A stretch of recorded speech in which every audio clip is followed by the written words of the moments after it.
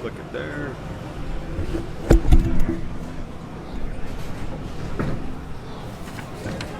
All right, good afternoon, everybody. Jason's trying to take my beer. Not me. No, welcome to Flaherty's Arden Bowl in beautiful Arden Hills, Minnesota for the match play portion of our CBA tournament. We had 62 bowlers, took the top 20 in the match play. And I used to have this on the bottom line, Jason. I'm not sure if you have that. Oh, it's still there. It's scrolling across. I see that. Can the viewers at home see that? No, well, I took it off because qualifying pins didn't carry over. Got it. Okay. And so they're starting over now. Okay. Well, I'm going to tell you who the top 20 are and what their scores are. And then you'll be able to see we got the two cameras set up for two lanes. Lanes basically 3, 4, 5, and 6, but you can also see a little bit 7 and 8 in lane 2, I guess. You can see at least the ball going down the lane. Leading qualifier, we bowled on a U.S. Open pattern, and I thought it was pretty brutal, and so did a lot of other people. Carry was tough, typical Flaherty's tough carry here. But these bowlers managed to make the top 20 cut. Chad Nelson was the leading qualifier at plus 122, which is low for a CBA qualifying event. Dave Margette was plus 80. He was second. Will Matafee at plus 68. Third, Vince Bondas, a junior bowler from right here at Flaherty's, ended up at 59 over, making his first ever cut. Ethan Tepley, I bowled next to him all day. He's 53 over and he bowled real well. Nick Pluff from Nick's Hodag Lanes in Wisconsin. He's 40 over. Brady Stearns is 11 over. And then that's the top 7 where only 7 bowlers were plus in our 62 player field. Brent Newman minus 16. Dave Ullman, highest senior so far, minus 19. William Jones at minus 21. Clark Polzer at minus 29 was 11th. Ryan Killinan, who I bowled with all day, was minus 30. Young man throws the ball really, really well. Matt Edwards, 31 under. Zach Mitchell, 31 under. Ben Glasscock, 45 under. Aaron Littlefield, 59 under. I bowled with Aaron all day long, too. Another young man throwing the ball really well. I got to watch him all day, so I was front and center seeing how good these two young guys are. Scott Anderson, our lone lefty in the finals at minus 60.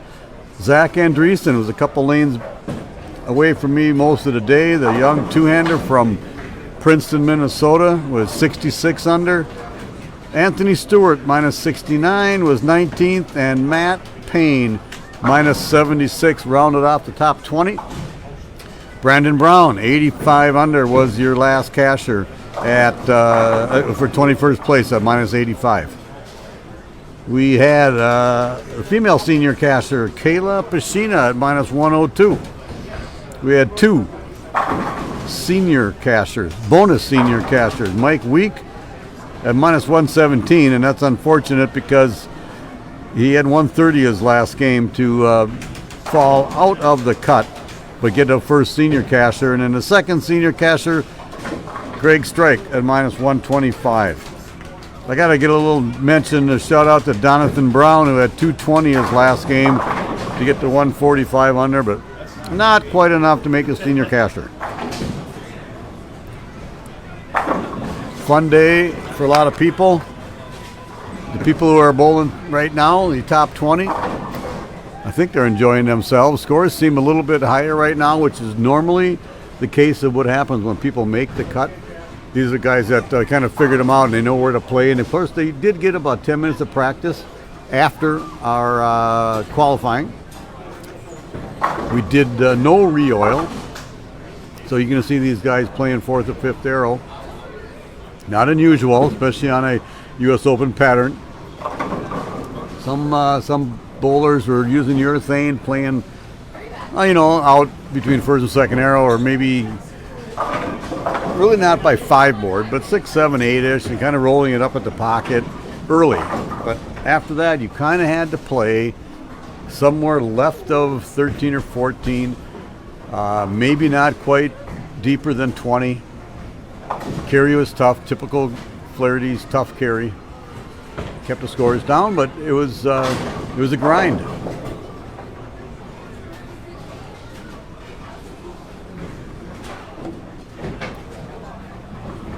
As you see, Brady Stearns there picking up a 4-pin, shooting 240 right there.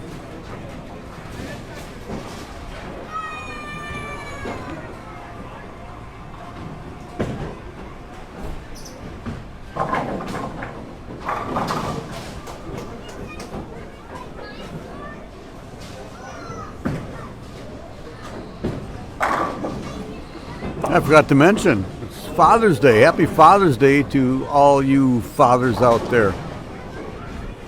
We had a lot of bowlers bowling and their dads were watching.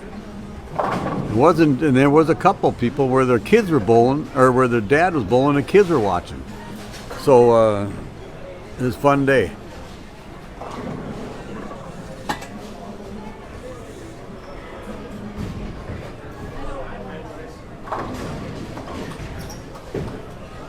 I'm going to have to get them to turn on a TV here pretty soon because the Twins game just started and I can't even watch it.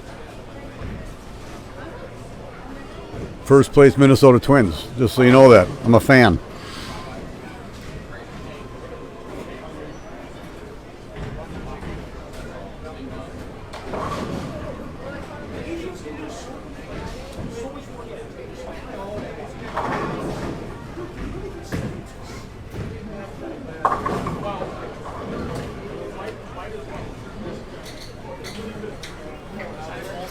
Robert, to answer your question about people under 30 throwing one hand anymore, not too many of them do that, but there are a few.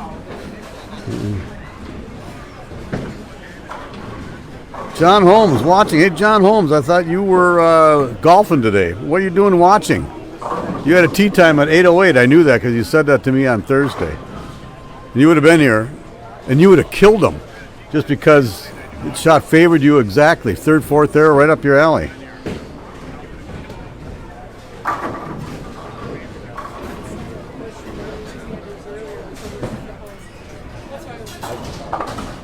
I just turned it on. Was that Danny you were coming at? 12 feet, fourth arrow? Oh, yeah. Carl Campa, yes. Important stretch for the Twins. They're going to come through it just fine. They got their pitching back. They got a couple of the best hitters in baseball on their team. Best shortstop that you could have possibly gotten. The best center fielder when he plays, which is just fine. That only plays part-time. It's good. They're going to be just fine until they get to the playoffs, and then hopefully sometime, end of July when they have the trading deadline, they can trade somebody for a top-notch starting pitcher or a top relief pitcher. That would be a good thing too.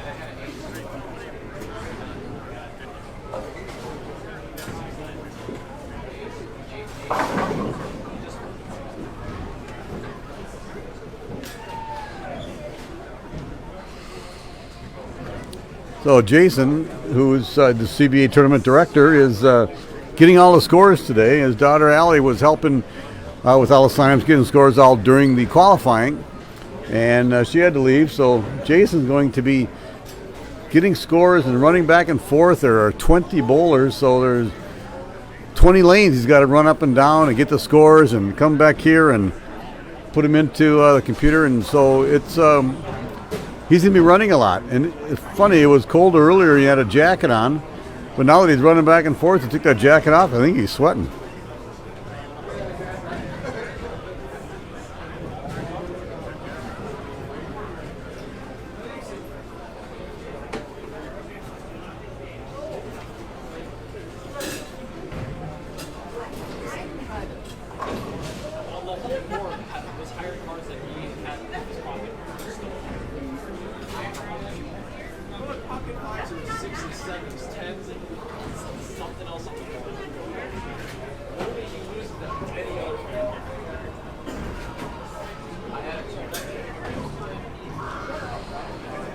A little break in the action while people are moving pairs.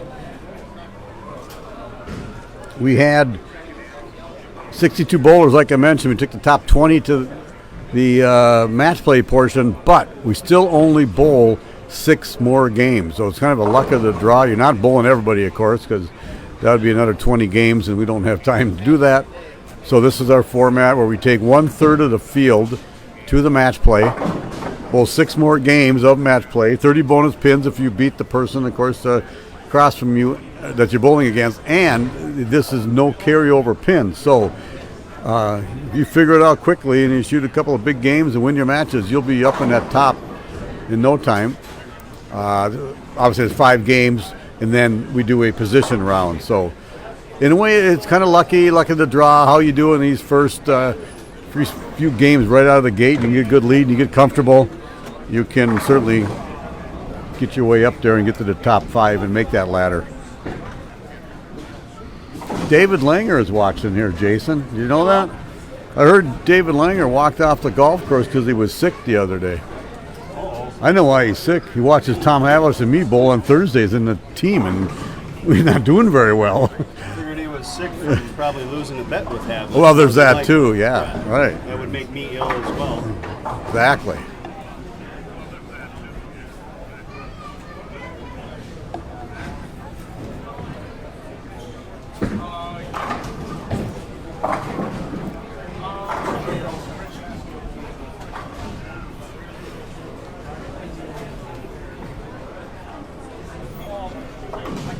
It's a point of sale app, Oh, like Square or Clover. Somebody recommended I was check it just out. pointing out that Jason's computer, he's got a Post-it note that says toast. And I wasn't sure if he was hungry and wanted a piece of toast with some peanut butter on it or something. I would, but their peanut butter was recalled last week. Oh, well, see, then that's no good. My daughter went to get peanut butter toast this morning because they have breakfast here. That Ah, didn't have peanut butter. really? Yeah. Okay. But thankfully recalled as opposed to like serving it. And Serving it we all and get sick. yeah, exactly. I mean, that's what happened with David Langer. Ate too much peanut butter toast Oh, here. did you have peanut butter from here? He's not answering right now.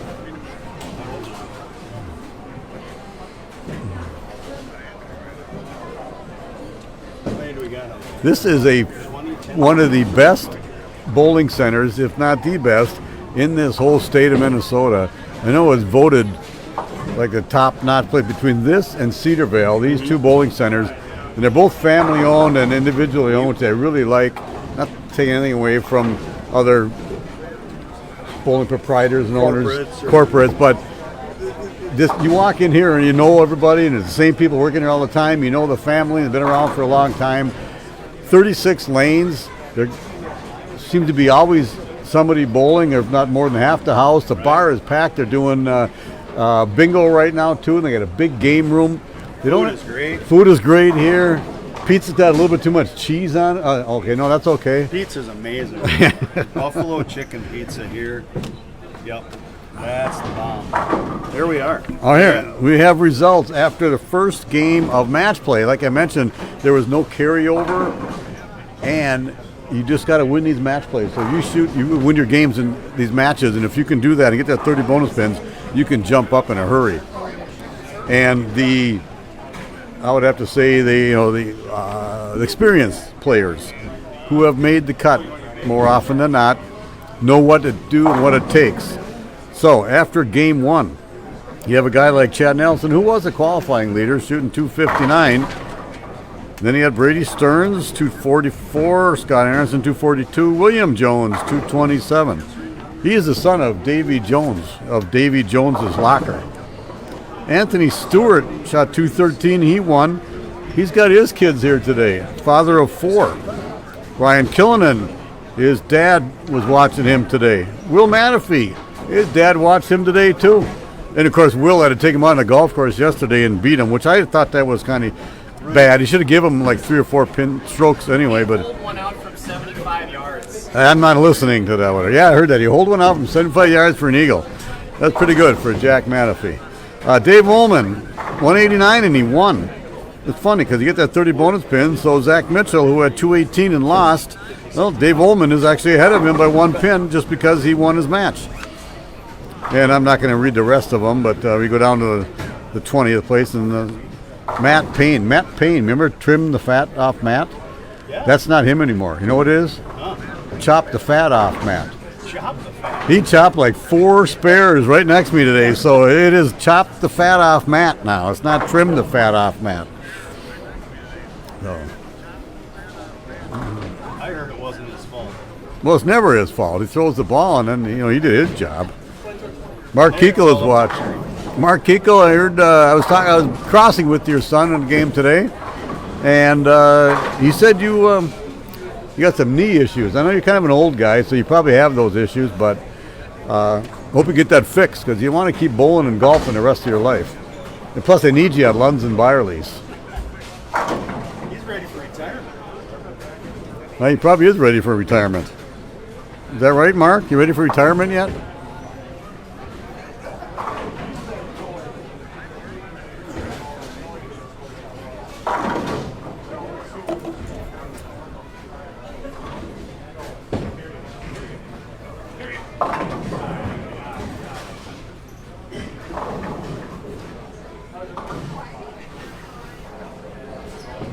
Take 2.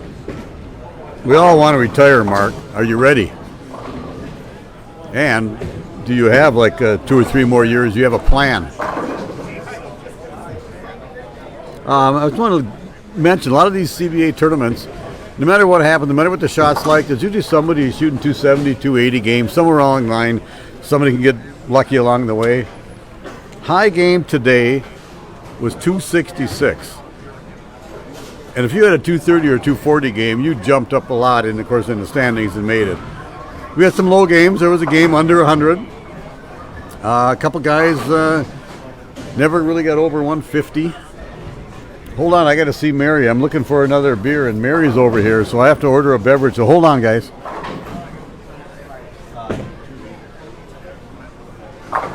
Mary, the waitress here at Flaherty's. Bowl here on Friday nights in the winter. Thursday nights in the summer here with Tom Havlish and David Langer. And she's always here making sure that I have some beverage in my hand while I'm bowling. But I can only have another one because I had to go out Father's Day today, like I mentioned. And I'm going out with my daughter and grandson today.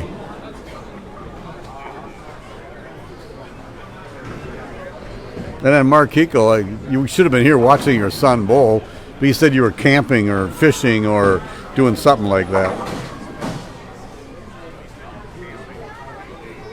You see Clark Polzer up on lane 6. Clark still got it. 7 years old and still can compete with the best of them. Maybe not top notch, like he used to be, but he still understands the game, understands his bowling balls. And if you saw that 10-pin right there, and I see these younger kids, which I bowled with a couple of them all day today, they snap that 10 out more. The ball revs up a little bit more. It throws a little bit hard. They throw a little bit harder. I'm going by the way of Norm Duke, I believe, here soon. I don't quite have the enough revs or the speed to compete with these young guys, but it's fun watching them.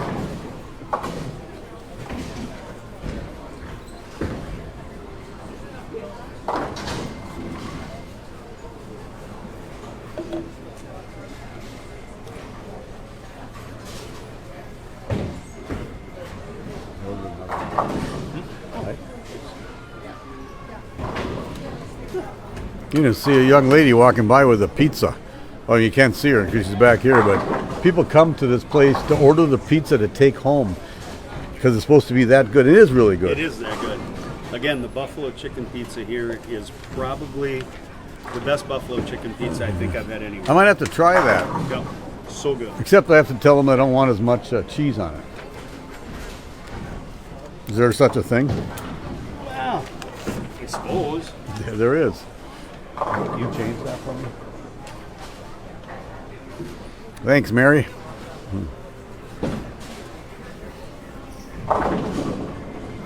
Just tend to find most people looking for that. Looking for that cheese. They like that cheese. A lot of people do.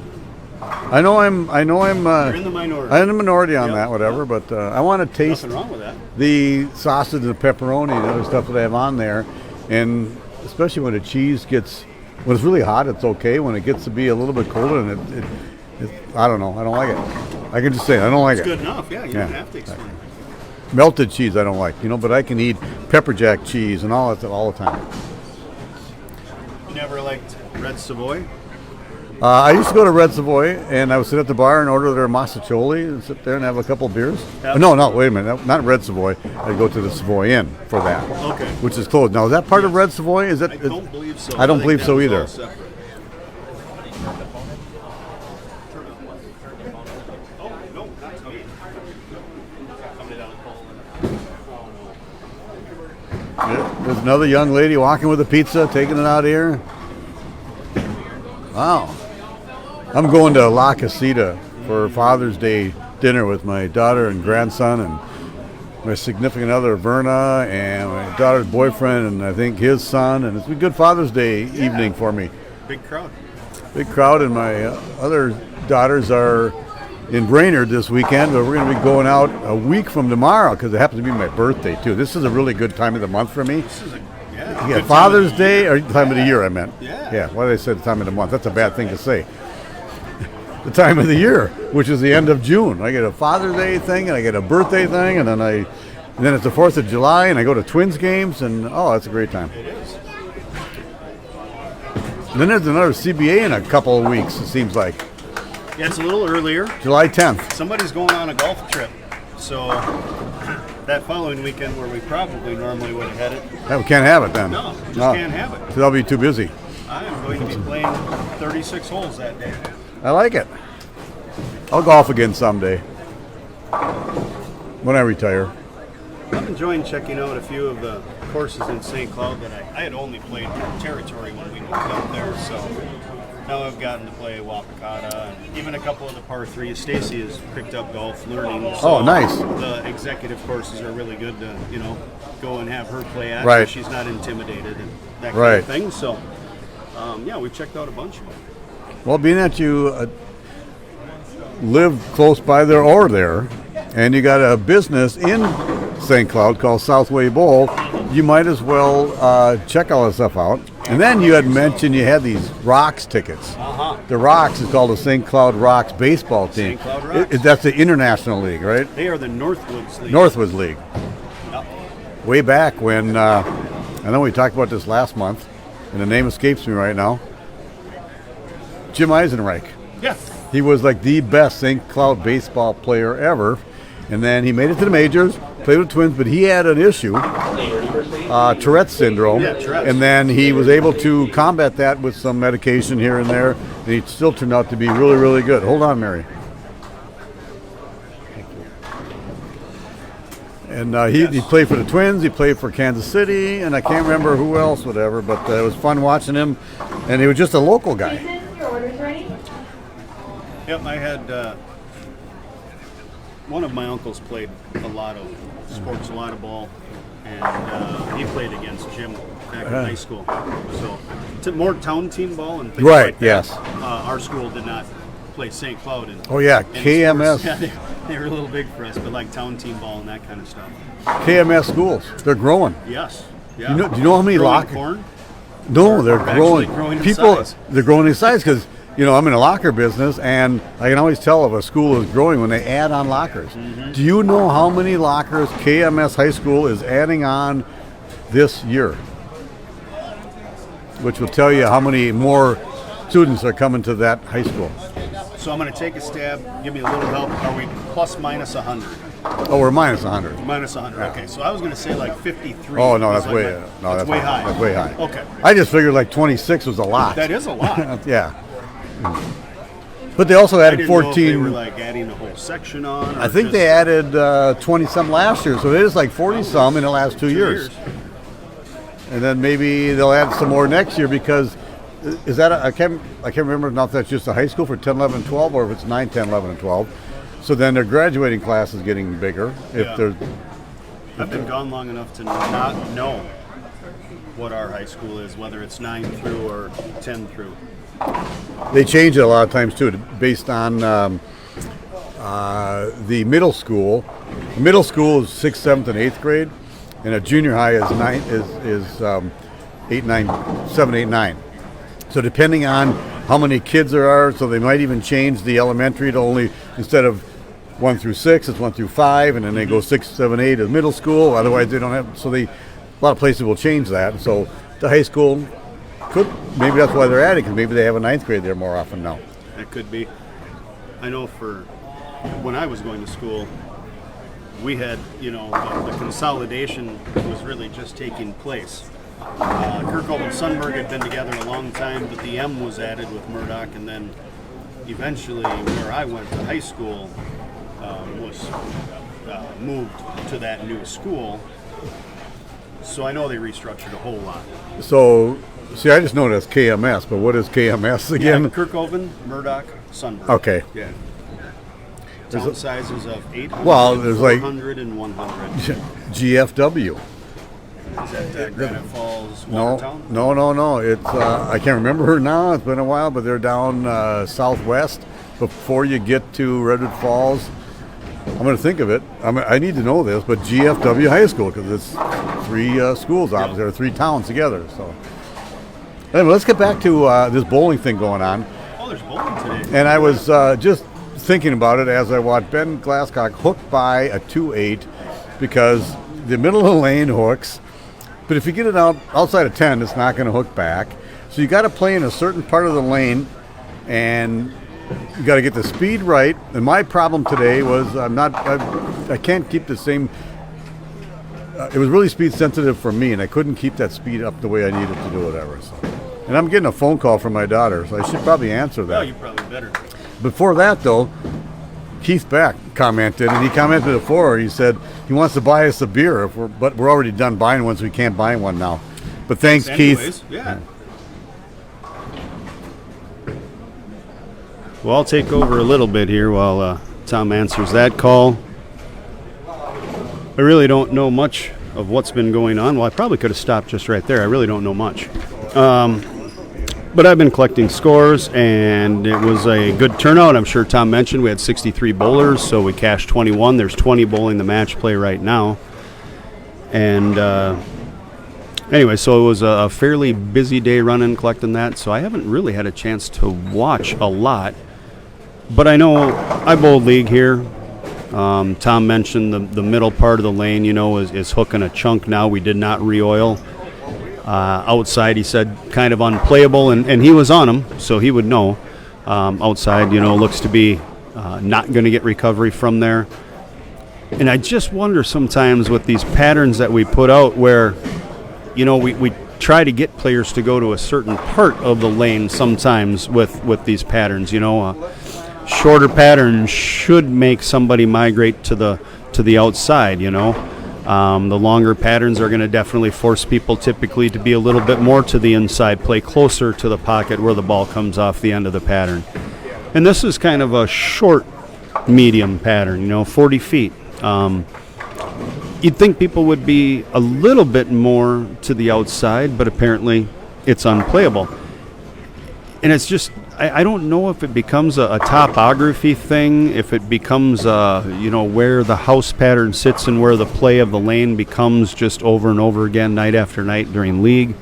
But it just seems a lot of times these patterns that we have, that we choose, that we want to get people to play right so that they can, stay right longer. Then if we're not re-oiling, we don't have lofting of gutter caps and things like that later in the day. And anyways, sometimes our best laid plans still don't turn out, and when the middles get burnt and you can't play outside, then people end up definitely moving way inside. So I'm sure as we watch a lot of this match play go on, what you're able to see on the screen is going to show a whole lot of people getting pretty deep, I think, as we go on here today. That being said, there are a few players whose bread and butter definitely are out. And they made the cut today, and I don't think you'll see them migrate in. I think they will try and use speed and some other kind of tricks, let's say, to try and be able to stay there, because they know they're not going to be able to probably get in and try and go around it from deep inside. Matt Payne is in the match play. Matt Edwards made match play today. Both of those guys very much on the speed side of things. So I think they'll stay right, but everybody else looks to be definitely already well migrated in. Oh, absolutely migrated in. I was just saying I didn't get to watch a lot today because we were busy. Just Allie and I working, so it was a pretty busy day. So I haven't watched as much as like a lot of times I get to. But having Bold League here, I was just commenting that, I don't know what it is when sometimes we put these patterns out, and like my intent today was to try to get, it's a lot of oil. We had 30 mils. Yes. And again, shorter, 40 feet. Trying to get people to be right and be able to stay right. But then I don't know if it's the house pattern, the topography, the play, night after night after night on whatever. But it just seems like sometimes we get places where you just, your best laid plans don't work, and you just can't get people to go right. And this was one of them. I see. And I've talked about this a lot of times over the years of running tournaments or whatever, that whatever you put out there, right-handers. The right-hander will play in the track to start with, and they use, if the ball doesn't hook, they use more surface. Yeah. They don't move right to play outside of 5. Or the pattern the way it like should. A cheetah pattern or whatever. Yeah. They use more surface to play the track, and then you have to move in from there because they don't have anywhere to go. It's going to skid out there, whatever, and take that out of play. That's what happens on the right side. Now the left side, those guys will probably try to play the pattern the way it's supposed to be played, and they can, because most houses, lefties do play out further than the righties, just because the track is out further. Yeah, they're typically more, not all, of course, but typically more direct and outside. Correct. Yes, because that's where they normally play. Yeah. Righties are used to playing second arrow, and then you move in from there. Yeah. And so people take more surface. Foot on the big dot, Yes, throw it over the exactly. 2 marker. Right. Yeah, right. That's exactly what they do. Yeah. You as a coach, would you tell people to start? Where do you like me to play something? Well, I mean, if I looked at this pattern and I had no knowledge of the house or anything like that, I would look at mills, I would look at length, and I would tell somebody if I was coaching them that we're probably going to need something with some surface, and we're going to try to be break point somewhere around 9 board. Correct. So, I mean, that rule of 31, we're going to follow rules, right? We're going to follow correct. rules. But then, how do you get to 9 board break point? Yeah. More surface. They're not going to play 5 or 6 or 7 to get the 9 board. They're going to play 13, 12, 13, whatever to get the 9 board. Yep. So all of a sudden, then the right side in the track area before they're on the arrows is going to dry up a little bit. Yep. So my issue today, and I'm my older age and less revs, the Norm Duke kind of thing, that when I'm And getting less to the speed. less speed. I don't have the ball revs. I don't have the revs or the speed anymore, whatever. These guys at Bold with today, which is Ryan Killinan and Aaron Littlefield, and they're carrying these off to hit 10 pins and whatever, which they throw really good. I don't throw it that hard or hook it that much, or not so much hook it that much, but I don't have those revs. I'm leaving dead 10s. And so they're both here making the match play. Right. And I didn't even sneak out a senior cash. Both are bowling. Yeah. You're not. By the way, Chris Hammerschmidt, let me say that again. Thanks. It's Gibbon, Fairfax, Winthrop. I knew when somebody else said that GFW. Oh, there you go. Leave it to Hammer. Yeah, exactly. Master Keith Beck, of- though. Keith Beck, when you come back here, I'm going to hold you accountable for that beer. See, Clark, you just watch that shot by Clark. Yeah. If you could kind of see it. I'm Didn't not have sure. much business. No, but it's No. just soft enough Yeah. just to knock him over.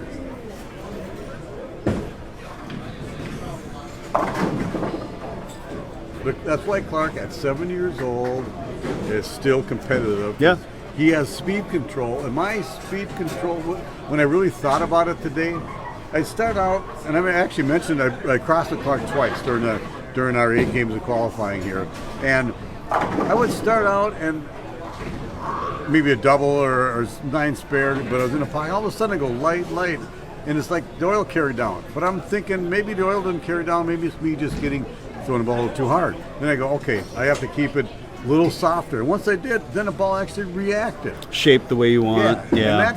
and I have to tell you this as not so much you, but any other older bowler like I am out there, it's really hard to keep speed control because you need strong legs and whatever. Yeah. And I don't quite have that anymore to be able to repeat shots at. I can throw the ball kind of harder and skid it because I don't have to get down at the line. Yeah. And so the more I get down at the line and throw it slower, I can't do that all the time anymore. Yeah. And that's just And obviously, you hit on it. Being soft with the ball, softness requires being able to get down. I mean, Yes. and because you got to get down and you got to stay down. Any kind of Yes. lifting up with the body, and for sure, that's going to, come impart around itself side on the of it ball. then, Yeah, too, yeah, yep. yeah.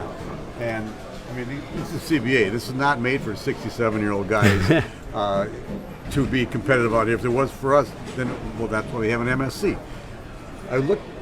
Bob Margette walked in today, and his son Dave was bowling. He's actually bowling now. He made the match play. Yeah, almost And- qualifying leader. He Yeah, bowled really well almost, today. right, Yeah, he did. really well. And Bob says, I walked in, I'm looking down there, he goes, am I watching an MJBT? Yeah, yeah. He goes, well, then I saw you, and then I saw Clark, and well, no, it's not an MJBT. No. So we got all these young guys out here, which is really cool, because CBA needs to have the young guys bowling. For sure. Because otherwise, these guys come from the MJBT. Well, this is a really good sign and a way to look at that. We have two juniors Who made the cut? that made the cut today. One was their first CBA Vince, ever. who was coached by Clark, by the way. Yep. Yeah. Well, actually, then they both were bowling their first. I thought Vince had bowled once before, but Zach Andreessen has made the cut a few times. was second last month. Tepley is not a junior anymore. He advanced. Oh. That's why. I was thinking of Eric, who also made. I bowled next to him Yeah. most of the day today, and he impressed me. Yeah. He's had a really good game. I thought he could have had like more than where did he qualify up here or whatever. He was kind of fifth. Yeah. He was fifth, okay. He was up towards the he's top. up to like solid eights and a nines in here or whatever, but he kept himself under control. The biggest thing that I see now with these young kids, it seemed like the younger kids years ago used to just get mad and then they would like throw the spares away. Yeah. Now it's like they know that these shots are tougher, that they're in the pocket and they got to pick up their spares. Yep. It's not the spares are for chumps thing that one friend of mine years and years ago used to say all the Yeah. time. Yeah. There's a PBA member that I used to drill balls for. That every time we'd talk about his spare game that I wasn't very fond of, and I kind of would push him like maybe you should really work on this. You could probably be even better yet, right? Yeah. 8 strikes is 220. That was his reply every time. 8 strikes is I know 220. you're talking about it on that, whatever, but I'd have to bet that if he's on a PBA tour, he needs more than 8 strikes. Well, He's got to pick it those spares right, up now. and there's He the knows deal. that. That was my whole point. Was sure it is, but When you need when they're 230. averaging 240 at you, then you needed those Exactly. 2 8 pins. I mean, Yeah, those two right, yeah. single pins you let Yes, go. Yeah. exactly. League is different than these tournaments here. And okay, today was really bunched up. So 85 under made the cut. Or no, 76 under made the cut. 85 under was last cash. So you can go down that was 21st place. You go down 10 spots to 31st place. There was 40 pins difference. Yeah. In 8 games, that's 4 spares. Yeah. And I missed 2 10 pins myself, and I chopped, or no, I didn't chop. I missed a 2-8. Missed a bucket. I mean, I missed a lot of stuff, whatever, too. But the ones that I should make, if I would have made half of the easy ones I missed, I would have got a senior caster for sure. I wouldn't have made the cut because I didn't strike enough or whatever. But it's a grind, and I don't have the strength anymore. I don't think to grind for this type of thing. Spares take a mental They really do. fortitude. They do. Right? I mean, yes. they really do. All right, Jason, you're going to get some scores. I know that. So I'll try to keep you guys occupied while he's getting all the scores after the second game in match play. This can go by really fast. We're watching right now Will Matafee right in front of us here on lanes 3 and 4. Starts out with a double. I'm trying to see who he's bowling with down there. I can't see. But Will, another soft hand. Look, he's just inside a 5th arrow. And not sure. He didn't quite catch that one, I'm sure, and he got a little bit too far right, whatever. But he'll be deeper. He'll make sure he gets that ball through the front part of the lane and hope that the ball picks up. But then again, he just left an easy spare, a 2-pin. And over on lane 2, you saw that strike. That was Chad Nelson who threw that strike on lane 2. And then Will, as most top bowlers, will use a spare ball and throw straight at those pins. League play, if you left a 2-pin, you just grab your same strike ball, you move 2-3 boards right, and you throw it and it hooks over to the 2-pin. Here, if you did it and you miss the board right, it's going to skid up and down, and you're going to miss that 2-pin. So you do have to take a spare ball, throw straight at it. Who are we watching here? Watching Nick Pluff right now coming up on lane 4. Nick's Hodag Lanes in Wisconsin. Previous CBA title holder. Sends the pins flying across the lane.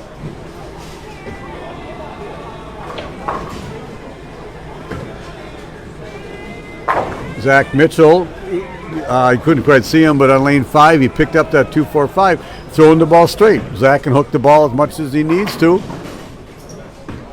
And I just saw that miss on lane 1. Very, very uncharacteristic of Chad Nelson missing a 7-pin. Here's Nick, just between 5th and 6th arrow, but see, he set it down short. He didn't like it, but you have to get it out over the line, down the lane, and get that break point where it hooks back to the pocket. You see that Matt Payne right there, leaving that light 7.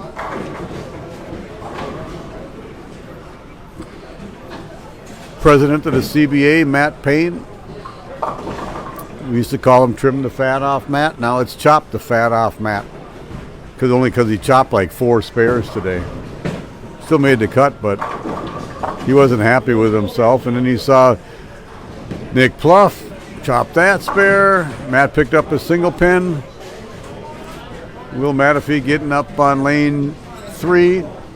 Will be up there shortly. Matt working that rosin bag. People work that rosin bag and then they have all the rosin gets all over the tables. I think we should have something where they have to put that rosin bag on a towel to keep the rosin in the towel, not on the tables. Will Matafee. Ooh, leaves a 4-pin right there.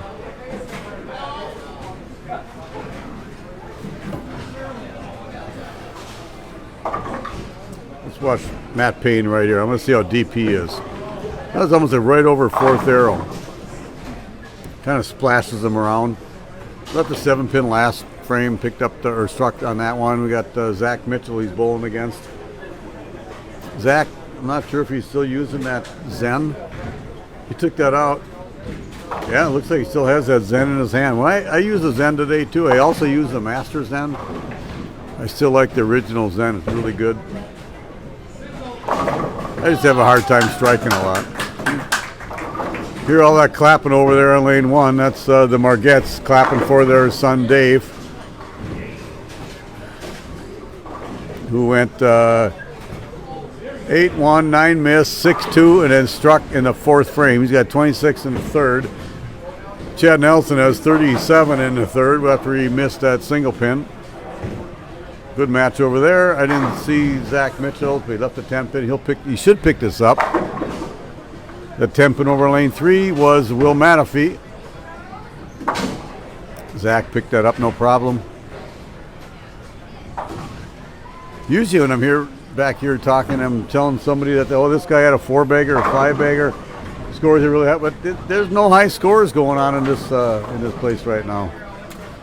All right, Jason just got back here with all 20 scores. A couple of 230s, a couple of 240s. That's going to change the. This is like a what do you call this? Grind? No, not a grind. Now this is a fight to the can't think of the right word. Got to get to the match play quickly. World record. You got those in already? Yeah. Holy crap. Nice shot, Nick, right there. Strike on lane 4.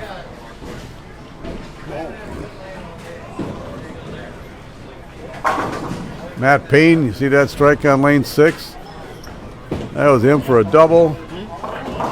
Who are we looking at now? We got Chad Nelson after they're missing that 7-pin went strike, and now Dave Margette up on lane 2. Let's see where that goes. Well, you got a double, so he's staying and keeping pace with Chad. You're correct. Nick Pluff. Oh, you see, he set down a little bit short, leave the big 4, or at least the 4, 6, 7. That's it's tough. This is not your typical league shot, I'll tell you that again. Matt Payne whiffed on that 1, 2, 4. You just get a little bit fast after he's got a double, and you go, okay, I feel a little bit comfortable. And then you hit it a little bit harder, or you throw it harder. Man, they're tough. And like I mentioned, I don't have the strength or the mental fortitude to do this all the time. Oh, we had to put more paper into the printer, into the Brother printer. Is that Jonathan Brown's printer? Yes, it is. That's what I thought it was. He's the brother. Did you put the paper in the correct way to have the? All right.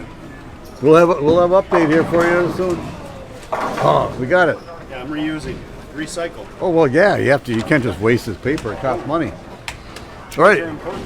Here we are. After 2 games of match play, these guys are in their 3rd game of match play. But Brady Stearns shooting 244, 246, winning both matches, plus 150. Chad Nelson, 259, 223. Won the first match, lost the second with 223. He's plus 112. Scott Anderson, like I mentioned, our lone lefty, 242, 201. Won both matches, he's plus 103. Dave Ullman, the senior bowler. Another person with a pizza. Jonathan Brown leaving the bowling center with a pizza. Dave Ullman, 189. He won 235. He won. He's 84 over. And William Jones, 227, 192, winning both his matches. He's 79 over. Zach Mitchell, which is right in front of us here, 218 lose, 217 win. He's 65 over. Brian Killinan, the young two-hander, who I've known his dad for a long time, at 209, 181, won both matches. He's 50 over. He's 7th. Clark Polzer, the old guy, 203 lose, 213 win. He's 46 over. Nick Pluff won both his matches. He's 30 under scratch, but won both his matches, so he's 30 over. Ethan Tepley, I saw the young man bowl all day. I'd never met him. I really didn't have time to go up and introduce myself to him, but I watched him bowl a lot today. Very impressed with his game, the young man. 159, 236. He's in 10th place. Anthony Stewart, and I'm not going to round off the rest of them, but shot's not easy, no matter what. You get the ball in, hooks early. Get it out, it doesn't hook. Set it down short, it'll hook. It's a grind. Keep the ball in play, pick up the spares. Hopefully you'll leave a single pin so they don't have to chop it or anything like that. Look at that, Will Matafee and Jack Matafee standing there discussing. I'm not sure what they're discussing because they're probably talking about their golf game that they had yesterday. Because Jack is certainly not telling his son, Will, where to play. I think these two guys are discussing their golf match yesterday, Jason. Look at it, you got Jack Matafee and Will Matafee right front and center on the screen. They're not talking bowling. Jack's not telling Will what to do. Not at all. No. He's telling him, where are you going to go for dinner afterward? You know, if you bowl well enough, I might buy, even though it's Father's See, Day. That's what he's saying. That's what he's saying, yeah. So.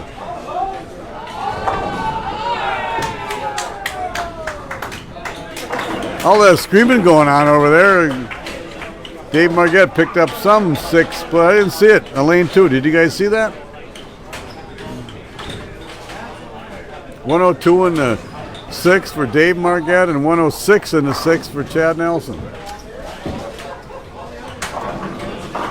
A lot of screaming going on under the match in 1 and 2. Is Pete Weber over there?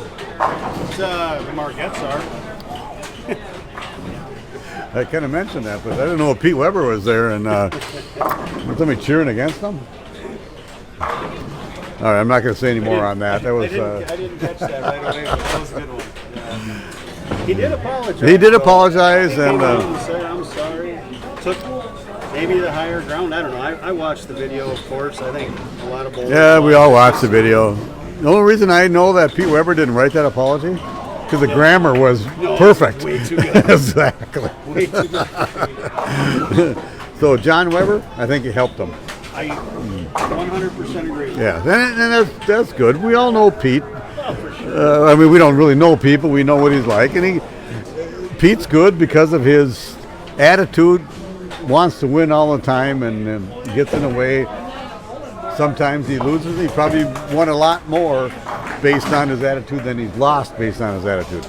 Yeah. Like that U.S. Open against Michael Fagan when he was arguing with a fan in the stands that probably wasn't even there. That's That's the the talk. theory, right? Yeah, The fan didn't even exist. he just had to get himself He pumped had to up. create somebody. Yeah, Right. and whatever you have to do to get yourself pumped up to bowl, and that was one of the best tournaments shows ever. Ever.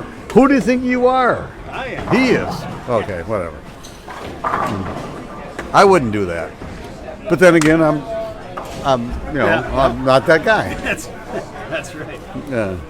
Yeah, no, that was it was interesting. I mean, was she a little excessive? Maybe. I don't know. In every video that you see is only like you catch 2 minutes of it. You Correct. don't see how the whole match went, and it's No. a 3-game match.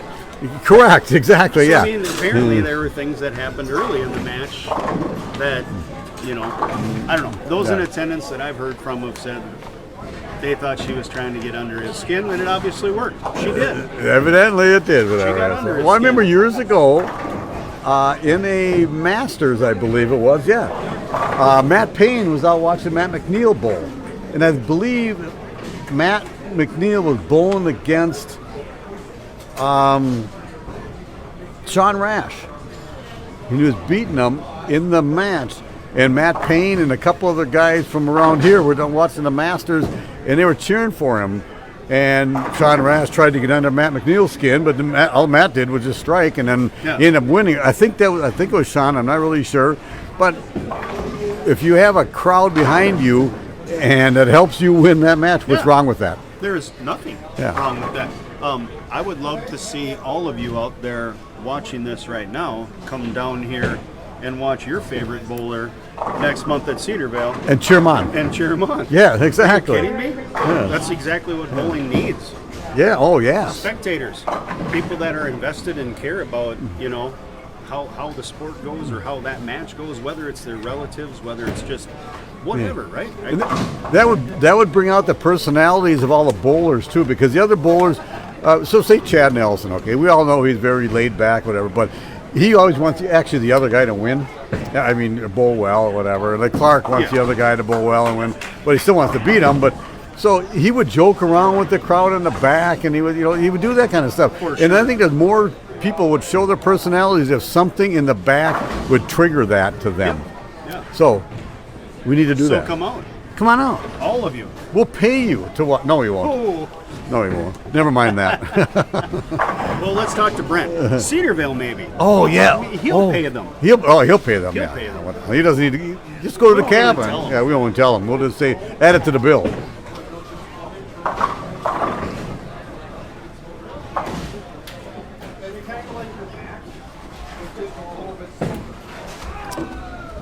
I got to fill you in what's going on over on lanes 1 and 2 with the Dave Margette and Chad Nelson match. Dave Margette can spare strike for 177, and of course Chad Nelson, can strike out for 220. He's going to win the match no matter what, whatever. But it looks like they had a lot of fun down there, and the whole thing is supposed to be a lot of fun. Chad's won enough titles.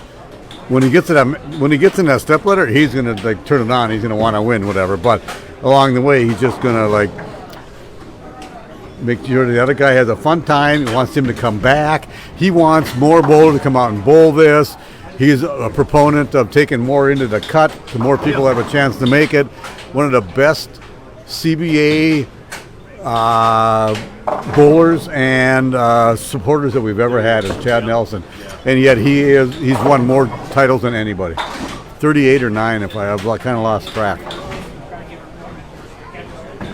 And right now, you can't really see, but he's talking to Dave Margette over on lane 1 after Dave just got done bowling that, telling him what he should do, where he should play for next time when you get into this, and what he should do instead of just being a gut-wrenching, I want to beat you or whatever. So. Yeah, I've always liked that about Chad. Chad and I have had a bunch of matches over the years, and he was always somebody that wouldn't necessarily, I mean, when you were beat, he would help you. Yes. Right? I mean, correct. He was going to let you know maybe what you should have, and maybe it's not everybody, but at least like with me it was, he would let me know, like, I think you probably should have done this. You know, you did this, that's what happened, I think you should have done this. So I've learned a lot over the years just bowling with Chad. Correct. You know? I mean, correct. just Yes. bowling around Chad and Clark are and now both I'm good on his for team, that. and I get Oh, to you just see, front seat to just, now he's trying to help me for his benefit too. yes. So now I get the help on the front side. It's not after the match is won, it's up front. No, I don't think I'd do that. No, I think maybe this is, and we don't always agree and that. I mean, sometimes I see it differently and I do know my game. But, He's making you think. but that's the way he is, and it's always on a helpful side.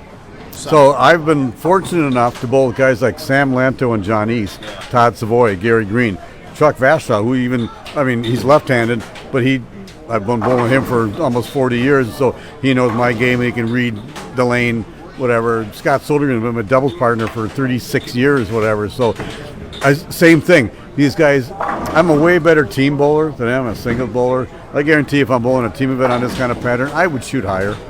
I just know that way because the guys are going to watch me and they're going to tell me this, that ball, bag it. Right. It's doing this, and it takes me forever to figure that out. I don't know why. I'm old enough. I should know this. Right. We bowled when Mike Fagan first moved to town. He subbed on the Farmington Lanes tournament team when I was still on that team. And he subbed with us at a team challenge, Minneapolis team challenge. Oh, right, yes. And Nava, I love you, but this is obviously. We're talking about Steve Nava, in case Nava. anybody doesn't know that. He knows the story. Nava throws one ball in practice, one shot, one ball in practice, and Fagan looks at him and he goes, "What else do you have in the bag?" That's really funny because the first shot, anybody, anywhere, you don't care where it's going or It's whatever. just immediate. What else do you have in the bag? Yeah. Did he say I have one ball only? No.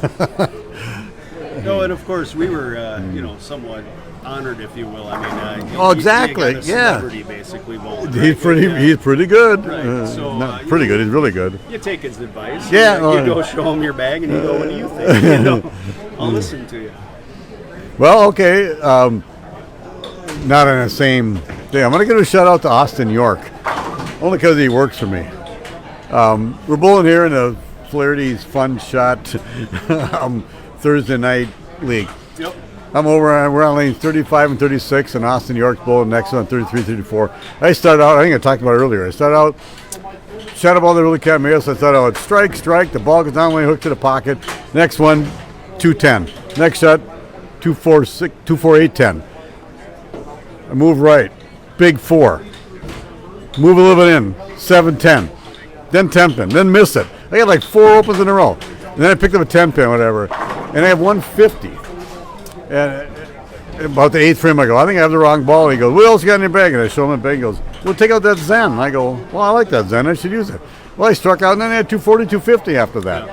But I'm really not saying Austin York told me what ball to use, whatever, but he kind of did say, looked at it, stuff that I had. He goes, this probably would work. But I was using a phase 2, and that's a good ball, too. It is. It wasn't much different. Nope. But on a house shot, that's magnified. Yeah, I can see exactly what happened then, based on what you're saying. Yeah. Right? Oh. Just based on the leaves you left, I can tell you exactly. Yeah, the ball burned up. It just wouldn't. It Exactly. looked good when there was some oil up front, and then it went away quick. Yeah. And you were in trouble. Yeah. The only thing wrong was I missed a 10 pin. I just laugh at that because, you know, I bowled the Friday night, the Howie Havlish League, Right, yeah. for a few years. Oh yeah, that's back when we used to have a bet with Havlish and Lumpy. Yes, Team yes. CBA. Unbeaten. We never are. lost. Exactly. Yeah, Team Team CBA. Jason Hansen, myself, beat Tom Havlish, Never lost. David Langer, and every time. Okay. Anyway, go ahead. But Ullman would always laugh. He was on my team, and he would always laugh because I left at 2-8, like probably 80% of the first frames of game one, and I never missed in practice. And there it was, right? You get a little, maybe more ball in your hand to start, and it happens that fast here. The oil goes way up front real quick, and that line that you're in, if you're near the track, right, it's just gone. And now you can't even hit the pocket. It doesn't even get there. Tell me about it.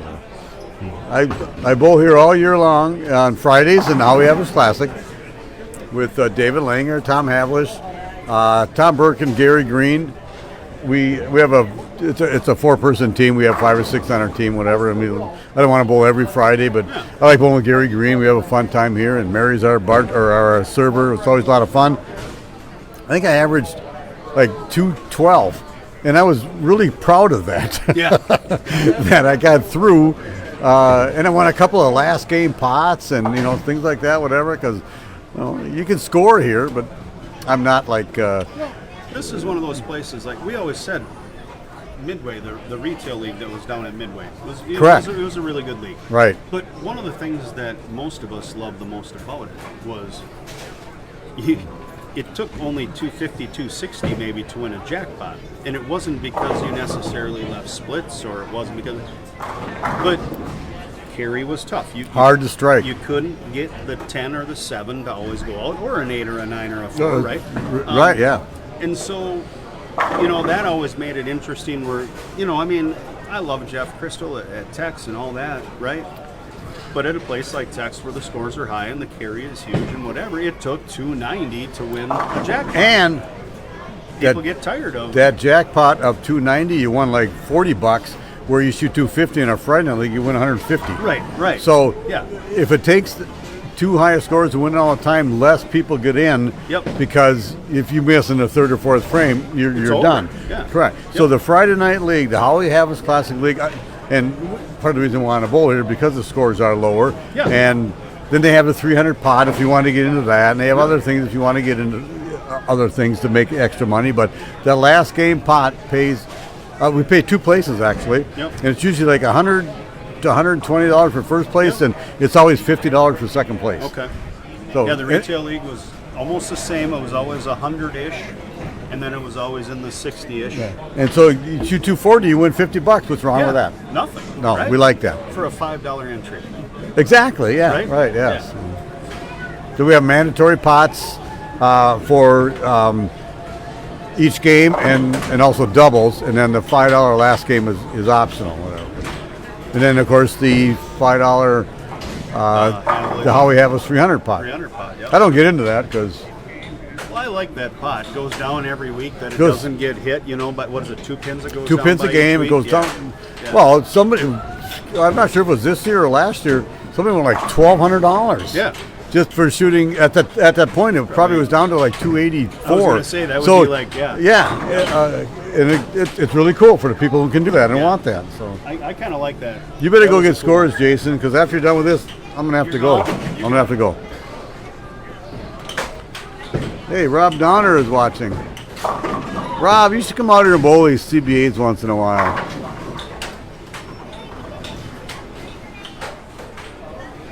Only because you'd certainly cast, you certainly make the cut. Give these young guys, show them young guys that it's a almost 60-year-old, or maybe you are 60, that, hey, you can still do it.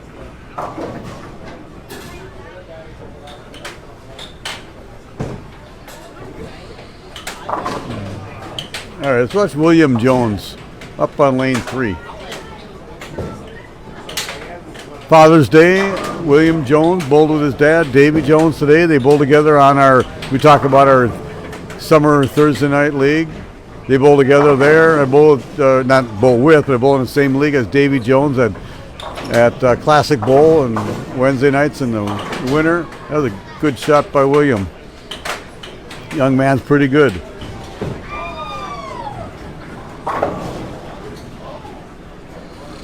Chad Nelson, look at that shirt. He's got the state of Minnesota on the back of his shirt. If you look at the front, it says the Locker guy also.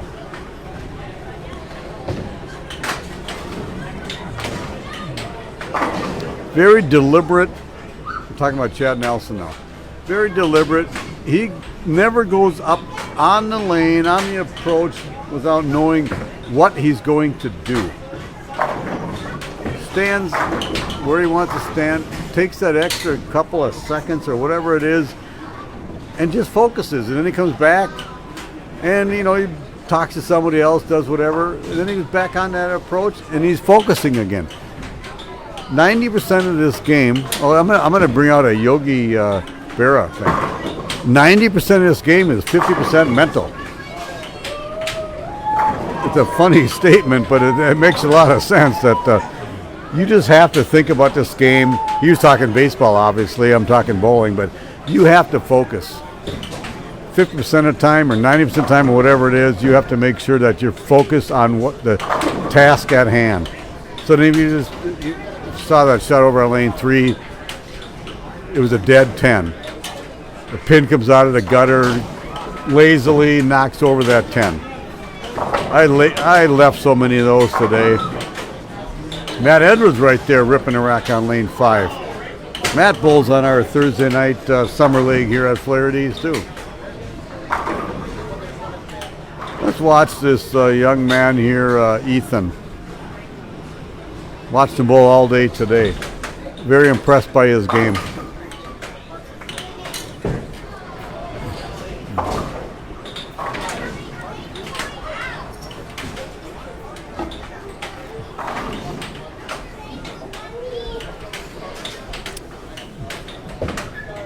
William Jones up on lane.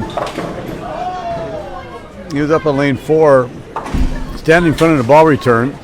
I'm sure it's a college thing. He's learning that in college because you got to be able to play in deep and you got to be able to take a 2 or 3 step approach to do it.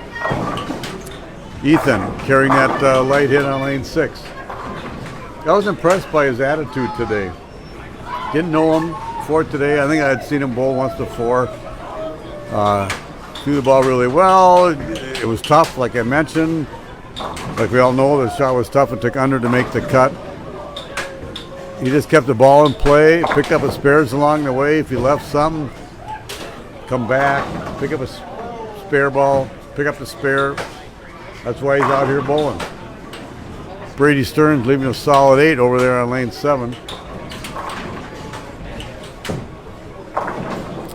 And so Ethan just did what I talked about all day long today. Or I don't know if I didn't really talk about it so much, but what I did all day long today. I would get a strike, and I talked to Chad Nelson about this. Then you get comfortable, and my comfortable thing is to throw the ball a little bit harder because I got it. Okay, I'm going to like really hit this one, or I'm going to do something, and then it just skids a little bit further, and you leave that 2-8 or a bucket or something, or 2-5, which is the left. I had to keep the speed down, and I had a hard time keeping that pace, or whatever you want to call it today. Which is why I'm. This game is not for 6 to 7-year-old guys like me. It's for all these younger people here. So,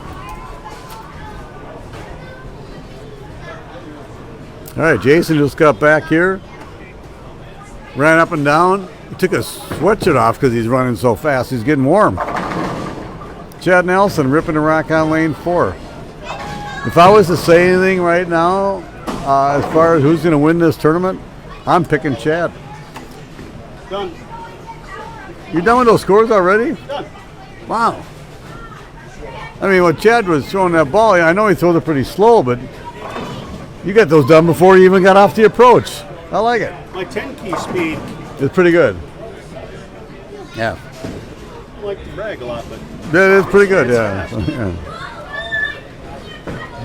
Yeah. That's thanks to my mom. She made me take piano lessons Okay, all when I right. was really young, and I took 20 years of piano lessons. Oh, nice. Can you play piano? Okay, I just want to know if it actually worked. It I actually mean, worked. you took bowling lessons, and can you bowl? Nope.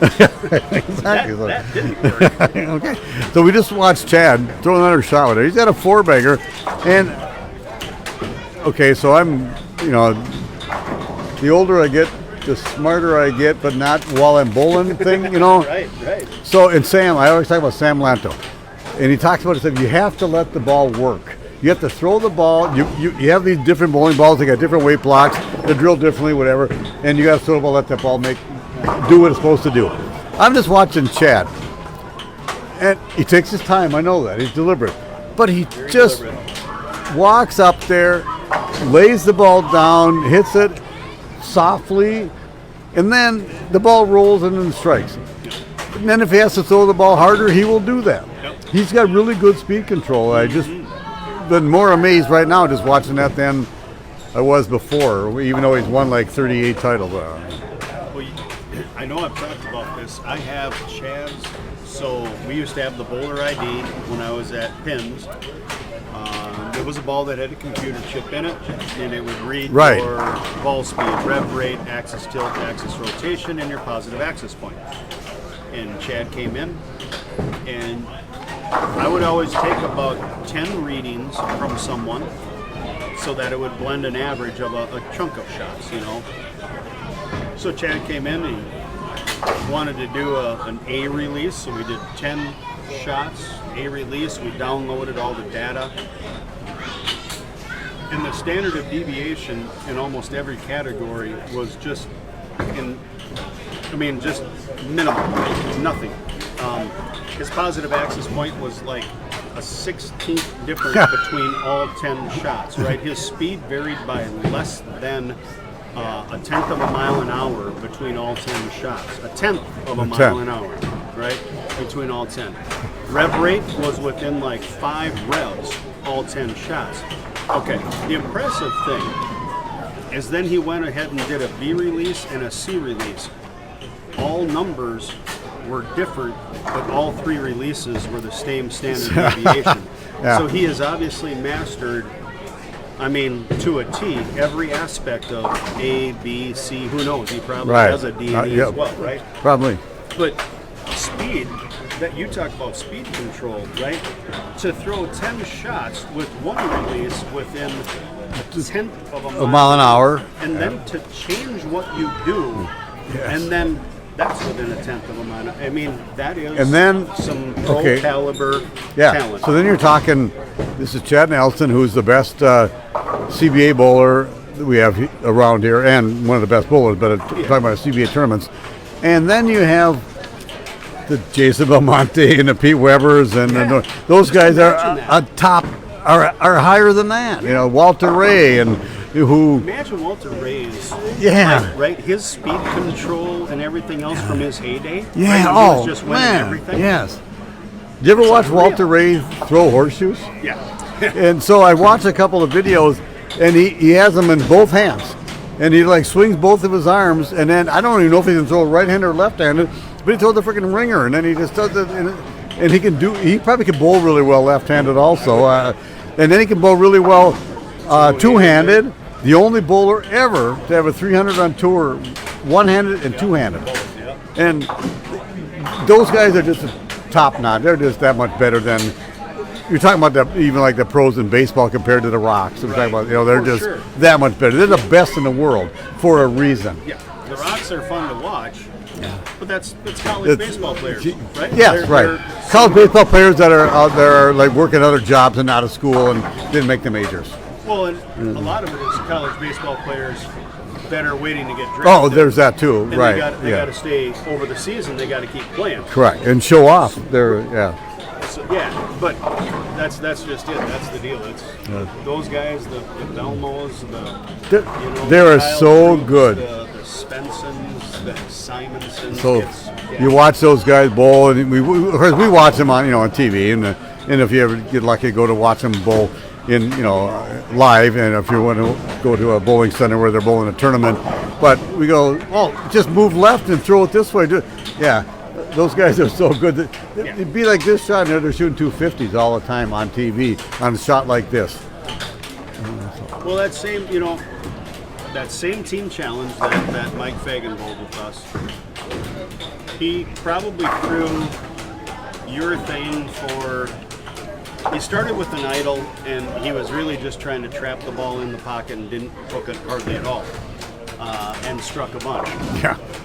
Then he grabbed urethane. He said, "You guys mind if I throw urethane?" We said, "No." You strike. You strike. Yeah. Yeah. So, anyways, he threw some urethane, and he was still outside. And I'm talking like 5, 6, Oh, 7 okay. outside, right? And very direct, very up the board. And after about 15 minutes of that, he goes, "Do you mind if I try something?" "No, go ahead." And he moves into about fifth arrow with that same pitch black urethane, and he hooks the entire lane, and then he doesn't miss for about a half hour. Exactly. Right? Yeah. So And- the ability to not even take a shot and just go, "I'm going to go in here Yes, with this ball that doesn't hook much, and I'm just going to do this with it." You couldn't see Jason's a hand motion on it, whatever, but it's just really weird that their hand is like, say, on the side of the ball, and all of a sudden they're underneath the ball, and then they come around the side a little bit or more, or straight up the back. The difference these young guys can do, well, not just the young guys, but the top pros, with their wrist underneath the ball. So I was watching. Did you watch that King of the Family thing, whatever? Yep. Watching Chris Barnes and Ryan Barnes. Yep. So Chris Barnes has been a top-notch bowler for years and years and years, and his wrist is so cupped under the ball. Then he watches his son Ryan, who's a two-hander, but his wrist is cupped right under the ball, just like Chris's. And what I thought was funny when I watched him when he's lining up, he gets on the approach, he does his little shoulder wiggle just like his dad. I saw it, and I go, man. And so him and who was the other young guy that was bowling with those two-handers, they're so freaking good that they come out there bowling on a tour. Once they get out there, how can they not win? Yeah, you know, and like in that example, the pedigree is there. I mean, Well, there's he's had a that. ball in his hand, you know, Yeah. since he was And an he- infant. But Well, okay, so that's Ryan. I guess they're twins, right? I think so. Yeah. Troy? I think it's I'm not sure what the names are, but so it's Chris Barnes and his wife Linda Barnes, who's a professional bowler who wins for a long time. Many They, Team USA yeah, exactly. Yeah. So they had twin boys, and so I don't know if the other son bowls it or not. They didn't look like twins to me when I saw him on the show because he was one had longer hair than the other, but I didn't really notice that. I think they both played a lot of basketball too, and I know Chris played basketball like in high school and that. So maybe the other one took a little more to Maybe, yeah, some of the whatever. more mainstream sports, Yeah. if you will. But yeah. I got to golf with Chris Barnes way back in the Team USA stuff when Sam Lanto was a member of Team USA. I'm not sure what year this was now. It had to be like in the 90s when Team USA was here at Southtown. And Sam Lanto, John East, Bolden, and Team USA, Roger Blad, Bolden also. And Chris Barnes is up here with Steve Klompkin. Yeah. I got to golf with Chris Barnes, Steve Klompkin, Sam Lanto, and me. Oh, that'd be a nice foursome. Oh, it was a lot of fun, and I got to so I got to know Chris as outside the bowling world. Yeah. And so he was really fun to golf with, and he would laugh and we joked, and he was a good golfer too. Whatever we played at the Links in North Fork. Yeah. I played Yeah. that. You bet. So my uncle used to own that place, by the way. Really? Yeah, years ago. Oh. And so we golfed up there. That's probably part of the reason we got there because I got the in on it. Yeah. And so I got to know him really well. So I really liked the guy. And people talking about they don't like him, whatever. I go, but I got to like him outside the bowling thing. So he's just a nice, down to earth guy. And when Sam bowled at Team USA, and I don't know if Chris would know that now, but if I saw him, I would bring that up, and then he'd probably remember. I would bet he'd remember. I think he'd yeah, remember. For sure. Well, Jason, I'm about finishing my beer. Yeah.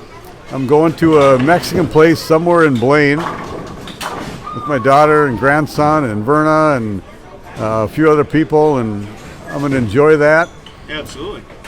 It was that'll be a lot easier than how I bowled today. It was a grind. Yeah. Today's pattern was. If I haven't definitely- told anybody here today, the first 7 games, My high game was 184. My low game was 172. So you can tell what I averaged, like 177. Then my 8th game, I had 196, almost 200. It was a grind. Almost got there. I don't know that I want to go through this much longer. Well, maybe I should make them easier. I'd still do the same score as Jason, so it doesn't matter.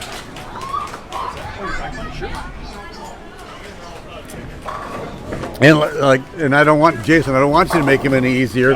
This CBA is not for 67-year-old guys like me.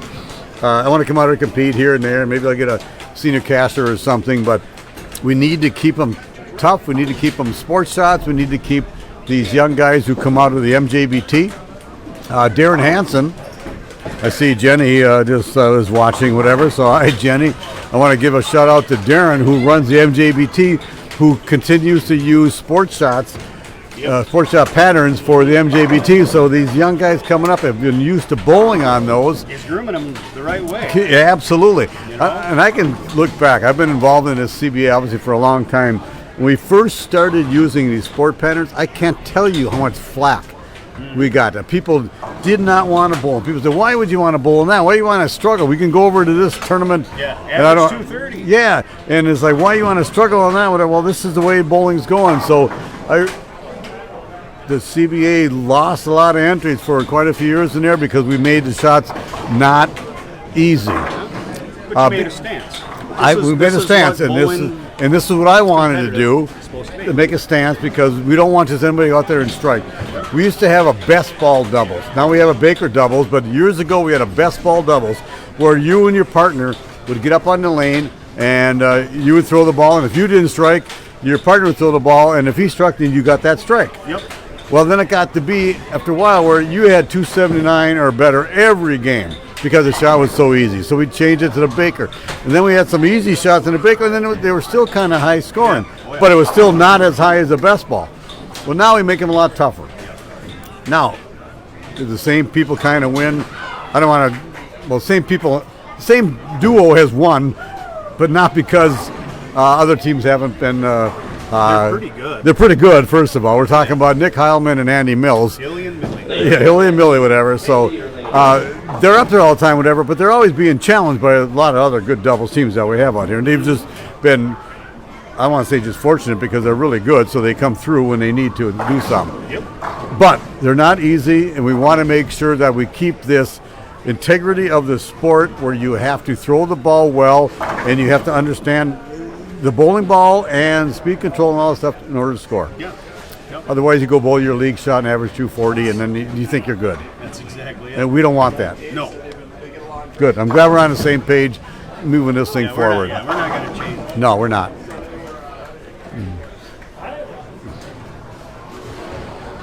All right, Jason, you're going to go get scores. I'm I gonna go know get scores. you might shut off the mic here for a little bit I was while just you gonna do say, that. If you're out, then I'm going to. I got to take off. I'm Yep. going out for Father's Day dinner. Have a good one. Happy Father's You too. Day. Happy Father's Day. We'll see you Absolutely. next month. You got it.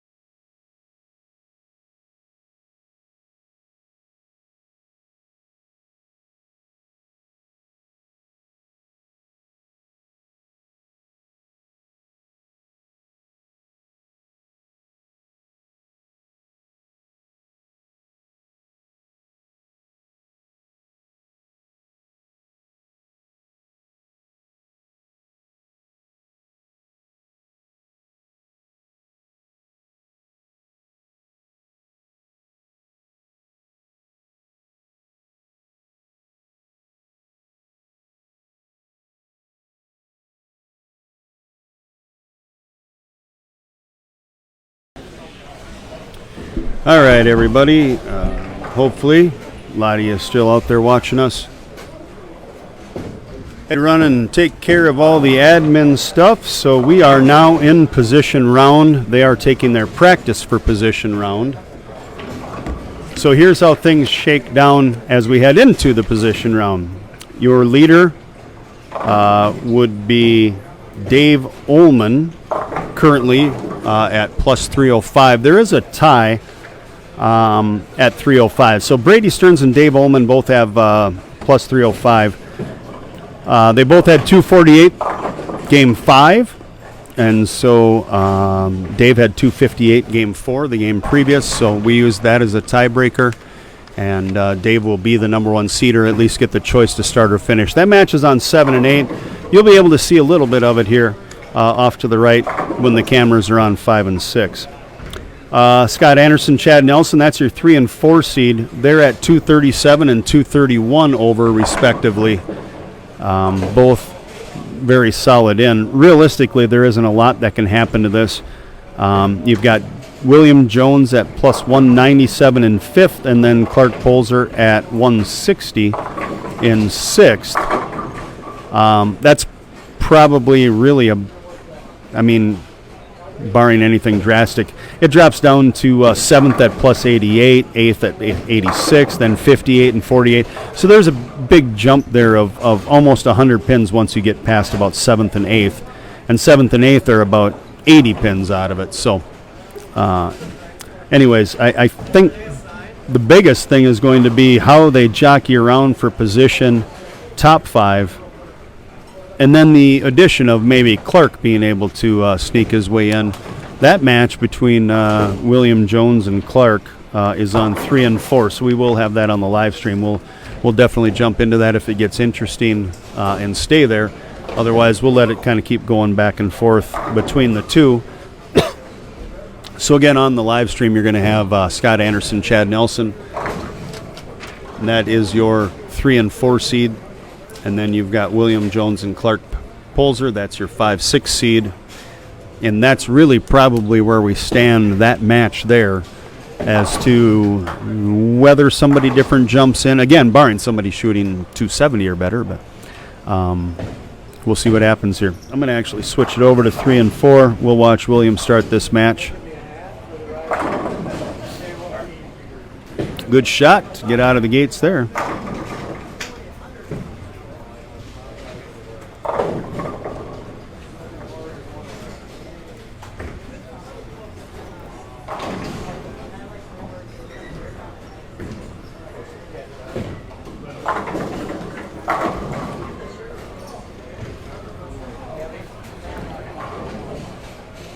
So you can see everybody is pretty well fairly left, migrated in. They're getting fairly deep. You know, Clark is even a little straighter. He's inside of 4th arrow there, leaving a 4-pin a little high.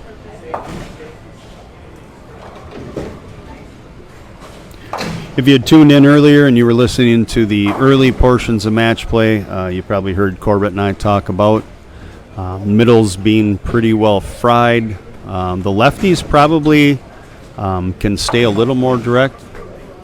And I said that plural, but I think Scott might be the only one we actually have in. Yeah, I think he is. So he probably can stay a little more straight, which is pretty typical. We talked about that earlier in the stream as well.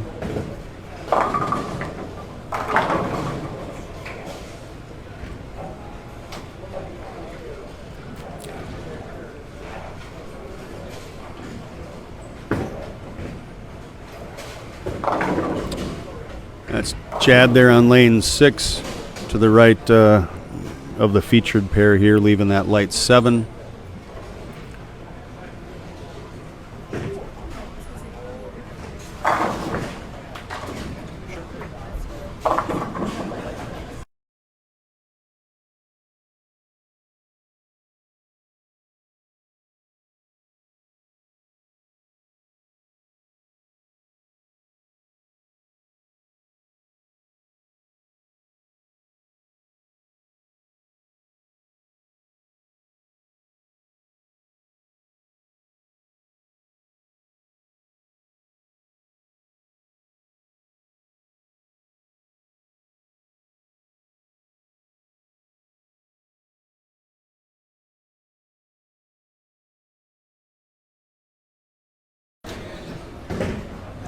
All right, so Clark with back-to-back spares to open that match.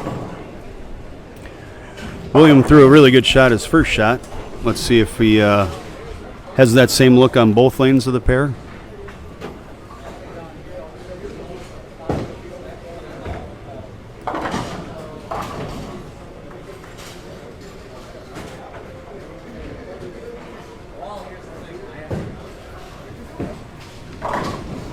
Pretty good shot. Yeah, just didn't quite finish. Maybe a little firm on that.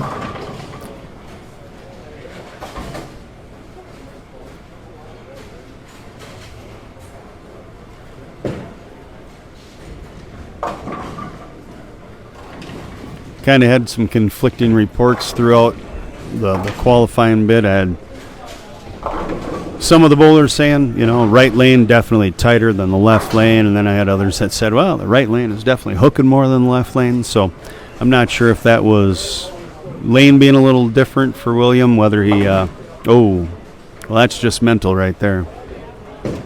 Got to make the spares.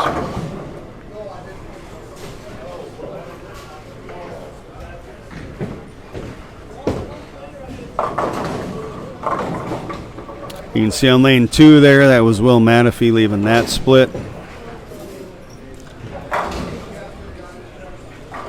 He had Ethan Tepley with a couple of spares to start the match. Will had a spare in the first, but now the 4-6-7 facing him in the second.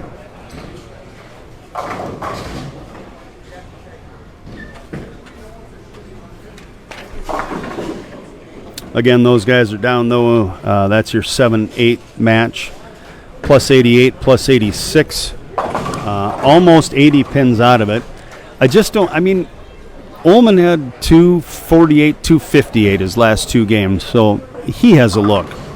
Brady had 248 his last game. And, two-teen. And he started 240 right away in the match play. So, those two guys seem to have that look. Scott Anderson has a couple of 240s during the match play. And Chad has rattled off a 250, 240.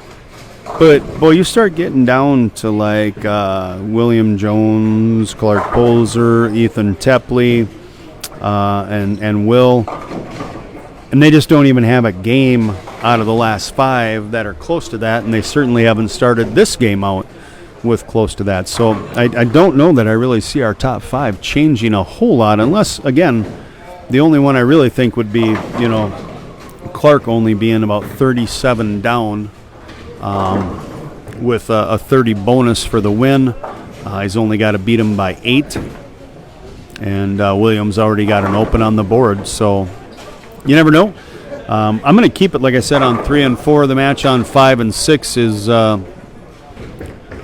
just kind of spare striking along. Ullman's 45 in the third. He did open the third. Brady's got a double and then a spare. But again, I think either of those two are fairly well safe just about no matter what happens. They're 300 over. Next closest person is 230 over. So I think they're just kind of bowling to see who's going to be the 1 seed, 2 seed out of this bit. I'm going to mute the mic here for a little bit. I got to run and pay out a few people, brackets and mini eliminators. Going solo here at this point. Not sure if maybe when we get to the step ladder, I might have a little support in here. Somebody else like maybe Matt if he's available or anything like that. But unfortunately, I'm going to mute you a bit, take care of some admin stuff. Again, the match right here, 3 and 4. This is on lanes 3 and 4 is Clark Polzer, William Jones, and we've got plus 197 for William, plus 160 for Clark with a 30 bonus. Clark needs to beat him by 8, and I believe he will move into the 5th, and that would drop William back. If William can win or at least lose by less than 8, then I would suspect that he would be able to keep himself in there.